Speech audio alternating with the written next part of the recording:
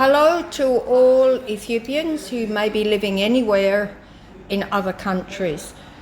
My name is Malika in Afar, in English Valerie, and I'm a Western woman from Australia who's lived here now 33 years, working with the Afar Pastoralist Development Association, an organisation started in 1994. We've been going that many years. And we've been working inside the pastoralist community in a very, very intimate way by training people from the community.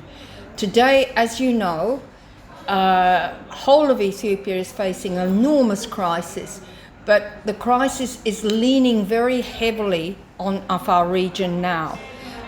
All the border areas of Afar, from Tigray all the way down to Amhara now, are porous. The TPLF fighters are coming in and destroying, looting and fighting the community as well as the Afar militia. Yesterday there was fighting in 5 areas and there's enormous loss of property and incredible displacement. We probably don't have the exact displacement count, but it may be up to 200,000 and over of Afar pastoralists who have left everything they had and they've gone into displacement, living under a tree right now. And so these people, to some extent they're being reached, but not the right way. What's happening is the government's put in what they call displacement camps, where it's easy, certainly for Red Cross, Islamic Relief is reaching there, Save the Children has got a couple of people still working in Afar region, Care Ethiopia is working with one person in Afar region now, and some of the NGO, the UN organizations are working. But basically, the people that we are most concerned for are those ones displacing into the rural community to live with the Afar pastoralists who are there already. And they would be at least 70% of the number displaced are going into the rural. The 30% are in the government camps. The situation is that basically we are unable to feed them. This is the most critical one. No food, markets are closed. At the moment, even if you wanted to buy shiro, you can't buy it in Logia. And the price of everything has gone up by 6 and 7 times. Animals, there is no market to sell your animal on that the pastoralists can reach safely at the moment. They can't go the distances they were going to Logia market and so on. And so people are totally stuck. They're stuck to eat the remaining goats they've got. It's that drastic. And as I said, the fighting is continual. This afternoon I go to a district or a woreda called Adar, just south of Shifra. Fighting started there 12 days ago. Nobody has done anything to help these people at all. I'm going in a small car, take 100 kilograms of basso, take sugar, take medicines, take soap, take what I can, fill the car, but that's not enough. At least 40,000 people in Adar are displaced now.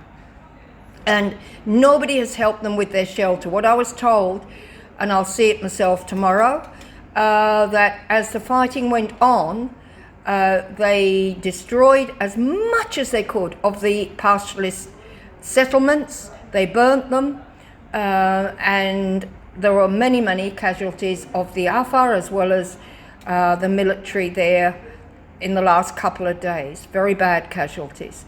And fighting is going down to Zone 5 into Talaluk now. So I'm appealing to you Yeah, as as a human being, really. I mean, Afar are not going to be able to continue like this. They are resisting for the sake of the Ethiopian country to be a nation, really. It seems the TPLF would like to pass through Afar region and take the highway between Djibouti and Addis Ababa. Afar are saying, no, you don't go through our territory.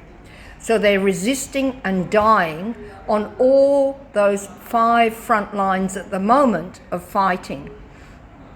And at that cost, Afar is trying to contribute to Ethiopia surviving as a nation. And really, truly, they're ruining everything. I've just heard a report that there are 454 schools damaged, government schools. Abdar is trying to keep its health workers walking in the rural with the displaced people, treating them and working with them, finding the malnourished people and treating them. We have our women extension workers there. I'm now setting up in displacement schools for children who are doing nothing, youth who are doing nothing, looking for food for today. Food is very, very, very scarce for these displaced people.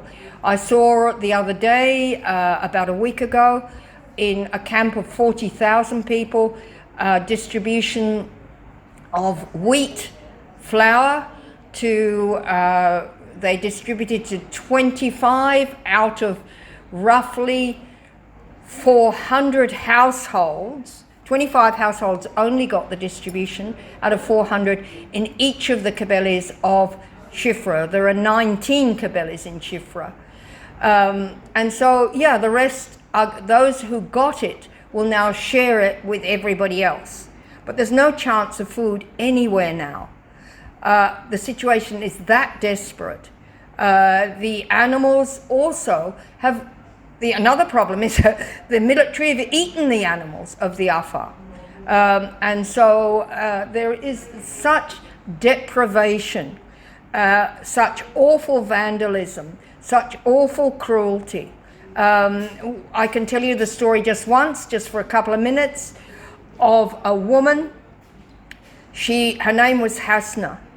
She was blown apart by a rocket coming from the TPLF into a health centre where she was trying to get treatment in early October, I think October 7 or 8.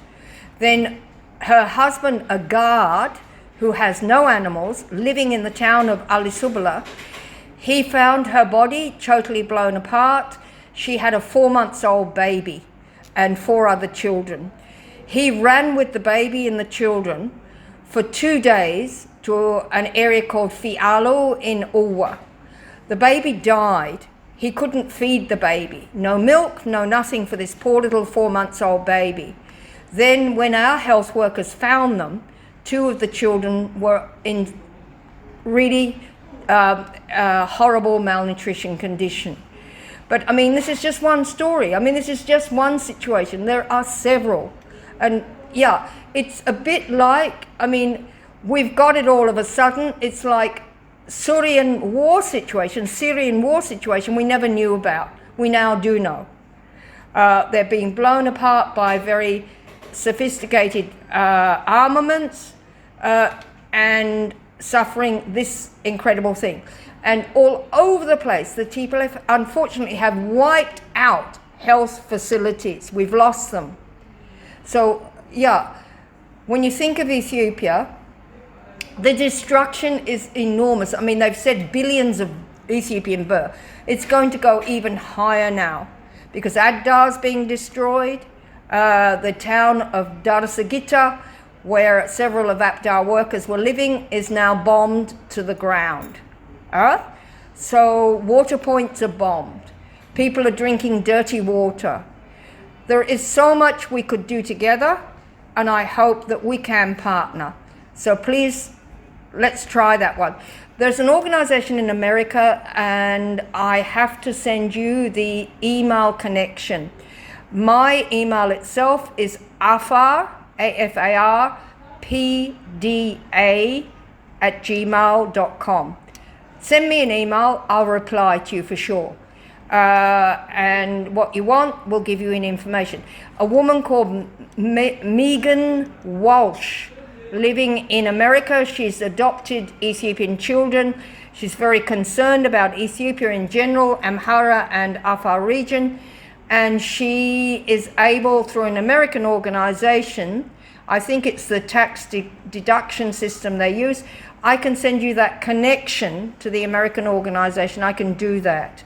And so you can get funds through, yeah? But please, let's put our hands together. We've never been in this condition before, never.